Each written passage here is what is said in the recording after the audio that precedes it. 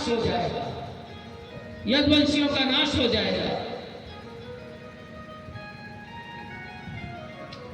बोले तुम्हारे पेट से मूसल पैदा होगा जो तुम सबका नाश कर देगा।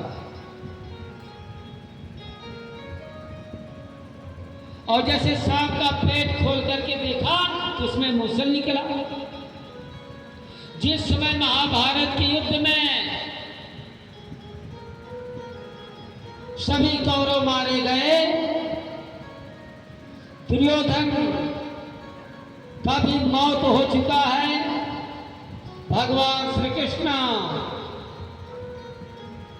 बलराम, पांडव लोग आए। भगवान कृष्ण बलराम जब आए उसके पास में, बोले कृष्ण धृतराष्ट्र अंधे हैं, गांधारी की आंख पर पट्टी लगा है, दुख व्यक्त करने के लिए आए भगवान कृष्ण बलराम। बोले कृष्ण आप चाहते तो युद्ध रोक सकते थे,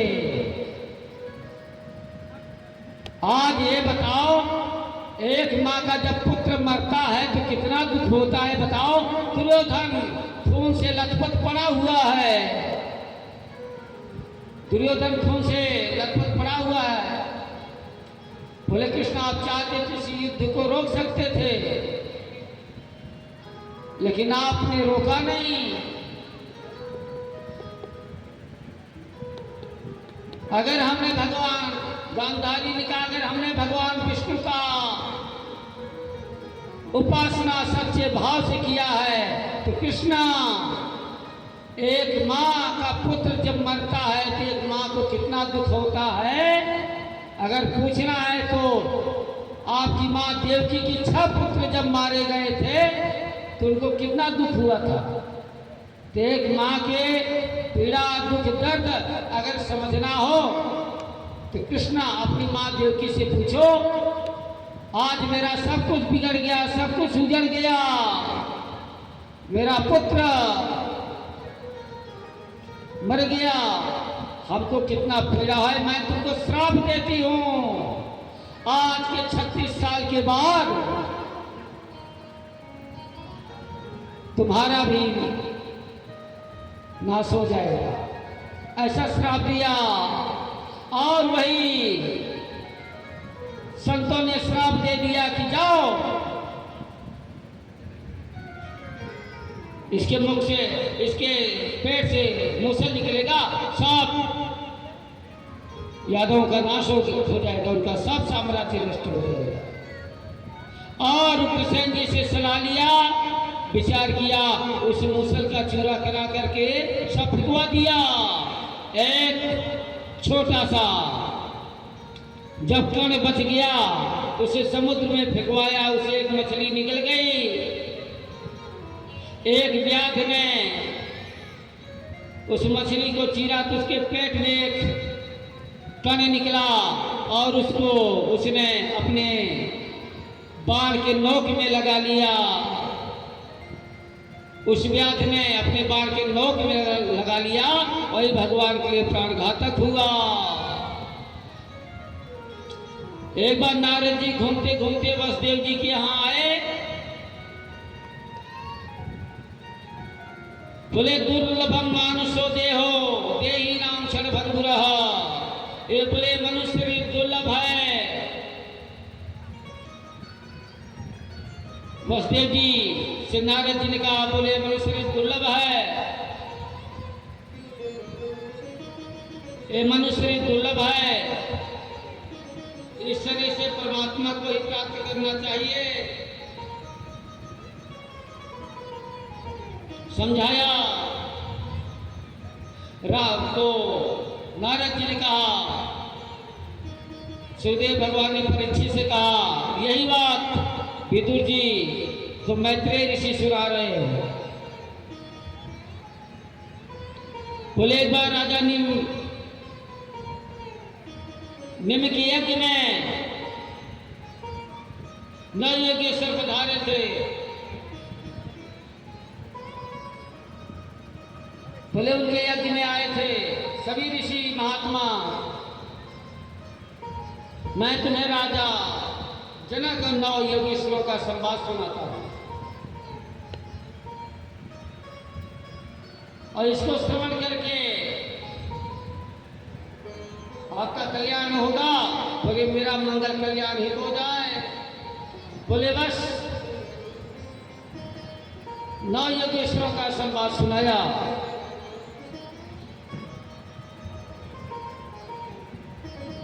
कविहारी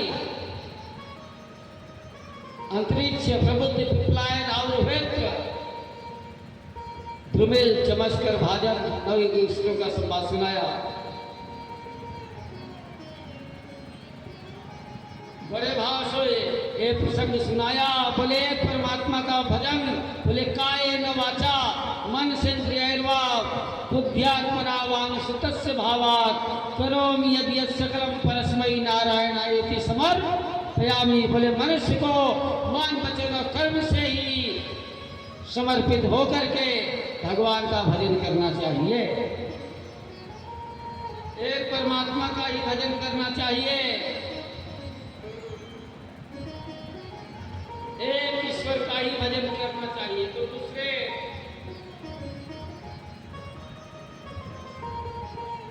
फिर उन्होंने पूछा भक्त के क्या लक्षण हैं। बोले भक्त का लक्षण यह है कि जिसे साथ सर्वत्र परमात्मा ही परमात्मा दिखाई दे। मूर्ति में मध्यम दर्शन है, उत्तम दर्शन वही है जिसमें सर्वत्र परमात्मा का ही दर्शन हो। कि उत्तमा सहजावस्था मध्यमा ध्यान निर्धारण। बोले उत्तम अवस्था यही है, सर्वत्र भगवान को देखो।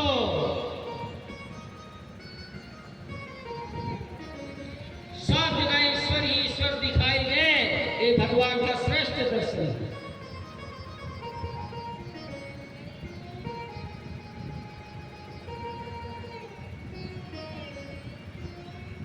फिर पूछा बोले माया क्या है। तो बोले माया है जो 2 को लखाए उसका नाम माया। एक महात्मा थे, गिनती से लेकर के 100 गिनती तक अर्थ किया था। बोले 1 माने ब्रह्मा, 2 माने माया ब्रह्म, 3 माने त्रिभुवन, 4 माने मन बुद्धि चित्त अहंकार, 5 गिनती का मतलब बताया। प्राणाय स्वाहा, प्राणाय स्वाहा, व्यानाय स्वाहा, समानाय स्वाहा, उदानाय स्वाहा। 6 गिनती का मतलब बताया। काम क्रोध लोभ मोह मद मत्सर 7वां गिनती में लगा दिया अहंकार। 8 गिनती का अर्थ कर दिया अष्टधा प्रकृति। 9 गिनती का अर्थ कर दिया नवधा भक्ति। 10 गिनती का अर्थ कर दिया 5 कर्मेंद्री, 5 ज्ञानेंद्री, 11 गिनती का अर्थ कर दिया, उसमें एक मन जोड़ दिया। उसे 12 13 14 15 16। बोले 16 रहेगा वही 17 जो 17 कि सतहारी भजन जगत साप सपना। सतहरि भजत जगत सब सपना। माँ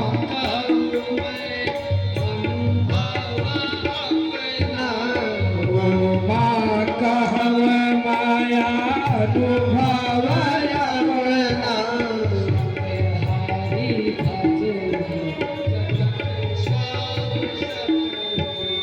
सतहरि भजन जगत सब सपना।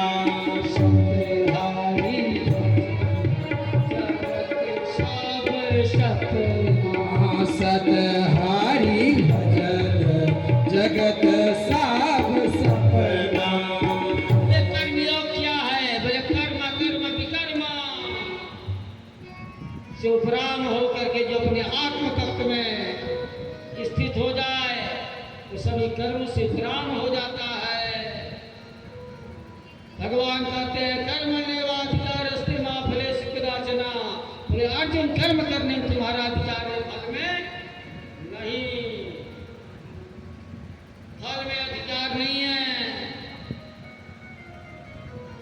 सब सुनाया। फिर भगवान के अवतार के विषय में बताया। भगवान का अवतार कैसे होता है? बोले हर युग में परमात्मा अवतार लेते हैं।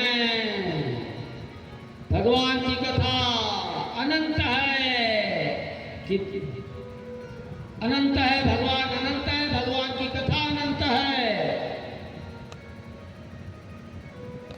जो पुण्यशाली है, भाग्यशाली है, वो अवसर पाते हैं और उठाते हैं। बोले माया से पार जाने का उपाय क्या है?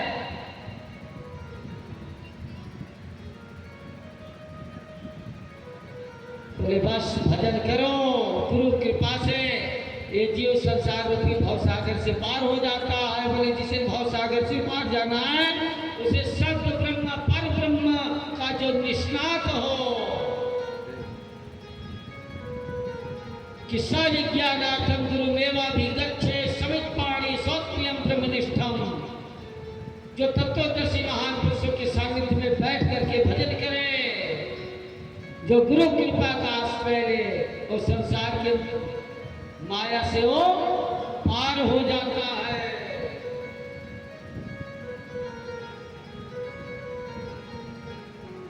वो पार हो जाता है। बोले जो भजन नहीं करते उनका क्या गति होता है? वो तो बस 84 लाख योनियों में जाते हैं। ये मानवतन पा करके जो मौज मस्ती कर रहे हैं, जो भगवान का भक्ति नहीं करते, भजन नहीं करते, और जो कहते हैं भगवान को नहीं मानते, फिर उन्हें मनुष्य का शरीर नहीं मिलेगा।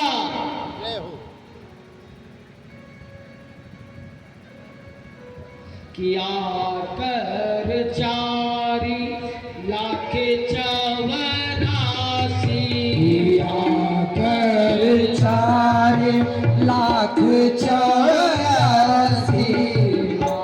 कर 4 लाख 84, किया कर 4 लाख 84, जाति जीव चर थल नाभ वासी, जाति जीव चर थल नाभ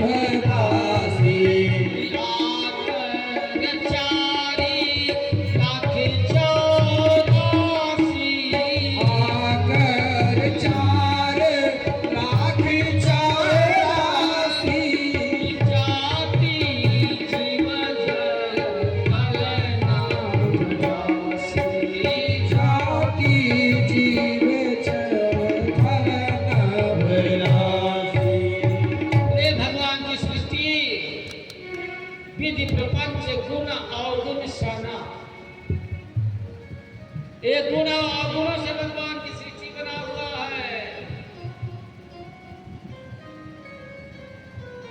बस उन्हें मानव उत्तर नहीं मिलेगा, फिर नाना प्रकार की योनियों में भटकना पड़ेगा। इसलिए जो समझदार वही है जो भगवान की भक्ति कर रहा है, बुद्धिमान वही है जो परमात्मा का भजन कर रहा है। धन्य है तिवारी परिवार के लोग जो भागवत कथा 7 दिन का बड़े निष्ठा के साथ में हमारे सुरेश तिवारी जी ये सब लोग तिवारी परिवार मिलकर के बड़े प्रेम से धर्म का काम किया। ये सब बड़े भागी लोग हैं। बोले भगवान की पूजा की विधि क्या है? कि ध्येयं सदा परिभवामभीष्ट दोहम् तीर्थास्पदं शिवविरं चिनुतं शरण्यं भृत्यार्तिहं प्रणतपालभाब्धिपोतं वन्दे महापुरुषते चरणारविन्दं त्यक्त्वा सुदुस्त्यजसुरे सितराजलक्ष्मीं धर्मिष्ठार्यवचसा यदगादरण्यं मायामृगं दैते शीतमन्मधाव वन्दे महापुरुषते चरणारविन्दम्।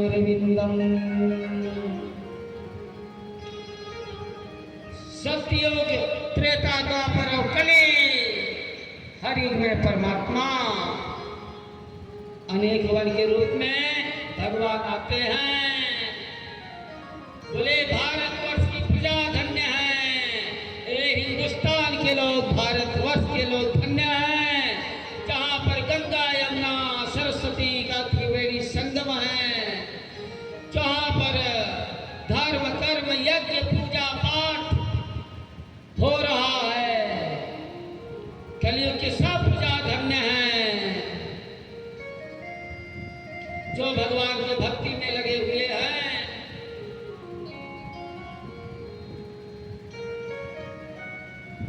राजा नव योगेश्वर का संवाद सुनाते हुए कहते वसुदेव जी, बोले जो श्रवण कर लेता है राजा निमिक यज्ञ में सभी महात्मा लोग आएगा योगेश्वर, सब उनको ज्ञान का उपदेश दिया। बोले भारत की प्रजा धन्य है, यहाँ जन्मे हुए लोग धन्य हैं कि चंदन है इस देश की माटी, तपोभूमि हर ग्राम है। चंदन है इस देश की माटी, तपोभूमि हर ग्राम है। चंदन है इस देश की माटी, तपोभूमि हर ग्राम है। चंदन है इस देश की माटी, तपोभूमि हर ग्राम है। हर वाला देवी की प्रतिमा, बच्चा बच्चा नाम है।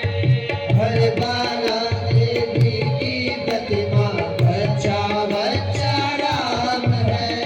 चंदन है इस देश की माटी,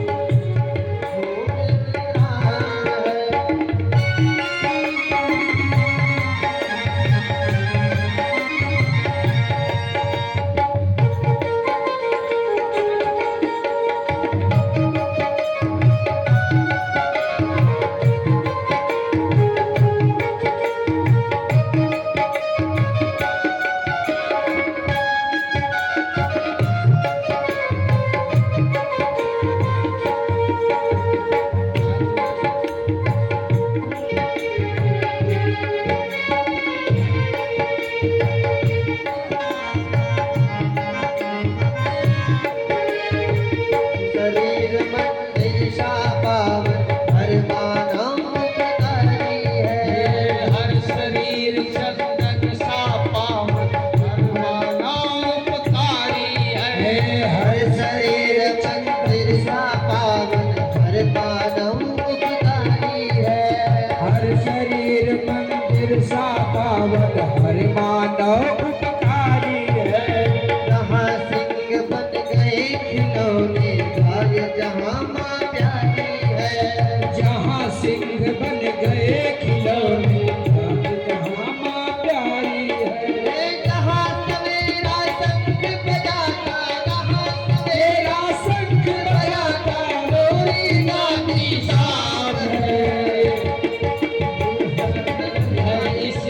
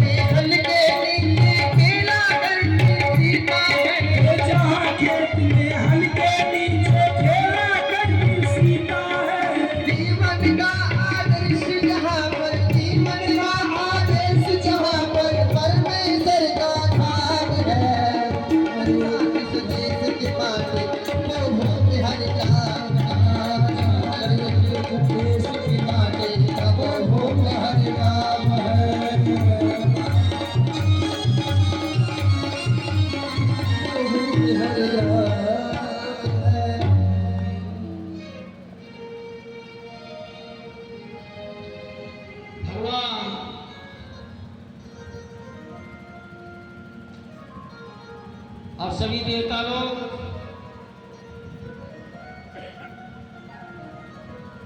भगवान के पास में आए, बोले हे प्रभु, सभी देवताओं ने कहा हे परमात्मा, हमारा सब काम हो चुका है, अब आप अपने परम धाम जा सकते हैं। भगवान इस पृथ्वी पर 125 साल रहे, धर्म का स्थापना किया, अधर्म का विनाश किया, पापियों का संहार किया। देवताओं ने कहा प्रभु मेरा सब काम हो गया। भगवान इस धरा पर 125 साल रहे, बोले कि अब ये जो वंशियों को श्राप हो चुका है, भगवान अपने परम धाम को जाने वाले हैं। उद्धव जी आए उनके पास में, बोले प्रभु हम भी चलेंगे। भगवान ने कहा उद्धव, न कोई साथ आया है न कोई साथ जाएगा।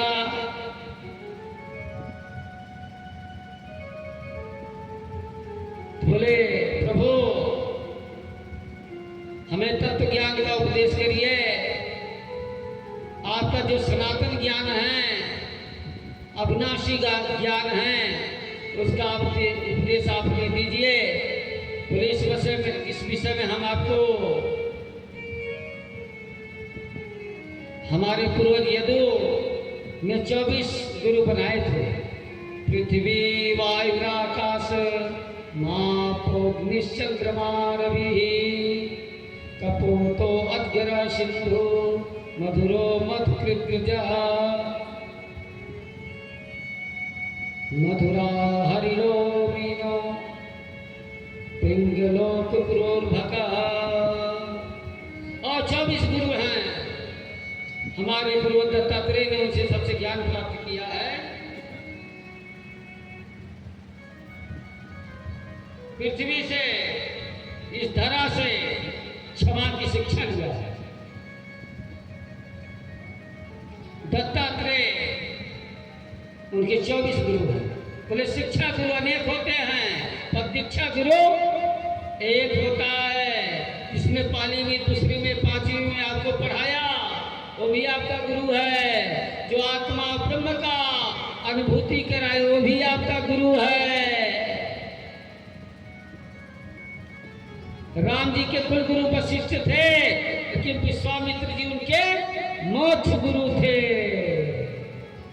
अगर राम जी को ज्ञान न दिए होते, बला विद्या न दिया होता, शस्त्र का ज्ञान न दिया होता, तो राम जी रावण जैसे आतंकवादी राक्षस को मार नहीं पाते। ये किसकी कृपा है? एक गुरुदेव की कृपा है। तो शिक्षा गुरु अनेक होते हैं, दीक्षा गुरु एक होता है।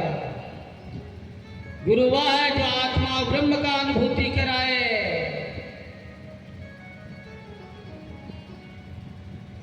तत्वदर्शी महापुरुष हो, मेरा तेरा में अटका ना हो। जो स्वयं आत्मानुभूति ब्रह्मानुभूति कर लेगा, वही तत्व ज्ञान करा सकता है। उद्धव जी के पूछने पर भगवान ने कहा मेरे यदु, मेरे पूर्वज 24 गुरु बनाए थे, उन्होंने 24 गुरुओं से शिक्षा लिया था।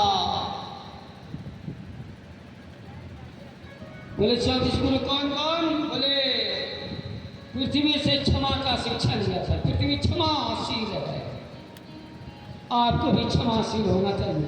पृथ्वी पर लोग क्या क्या नहीं करते हैं, लेकिन पृथ्वी माता सब सह लेती है। कितना लोग गंदगी करते हैं, लेकिन पृथ्वी माता कुछ नहीं बोलती। ऐसे आप लोग भी सहन कर लो।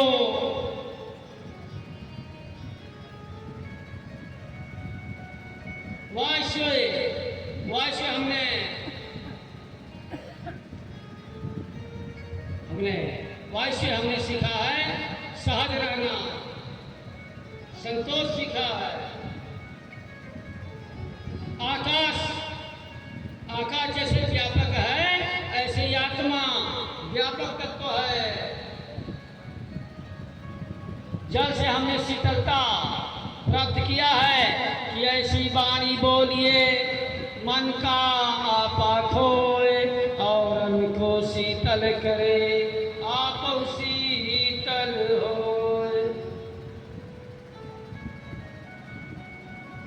हमेशा मीठा वचन बोलो, ऐसा न बोलो कि किसी आदमी का कलेजा जल जाए। आदमी हमेशा प्रेम से बोलना चाहिए, ये भी भगवान का उपासना है, पूजा है।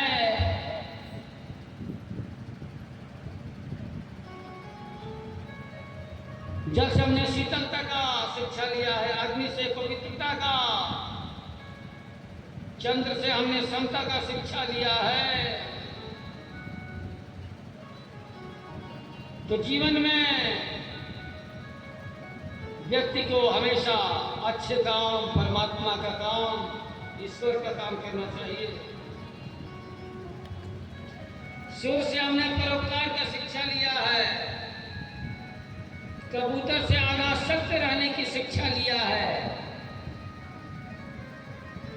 अजगर से जो मिल जाए उसमें संतुष्ट रहोगे वाली शिक्षा लिया है कि संतुष्टम सततम योगी यथात्मा दृढ़ निश्चयः। आदमी को हमेशा संतुष्ट रहना चाहिए।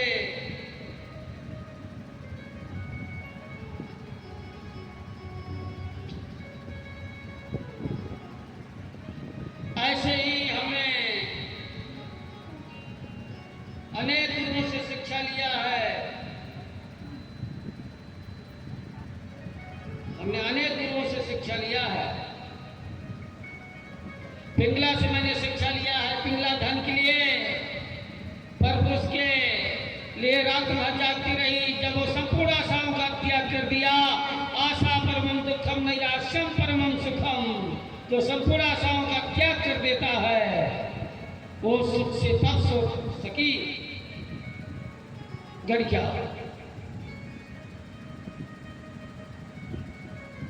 बालक से हमने निर्दोषता का शिक्षा लिया है।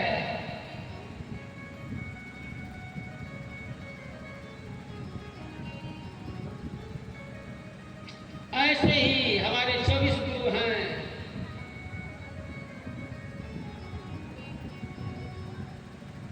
और ये शरीर ही मेरा गुरु है। ये शरीर कैसा है? साधन का धाम है, मोक्ष का दरवाजा है। बड़े भाग्य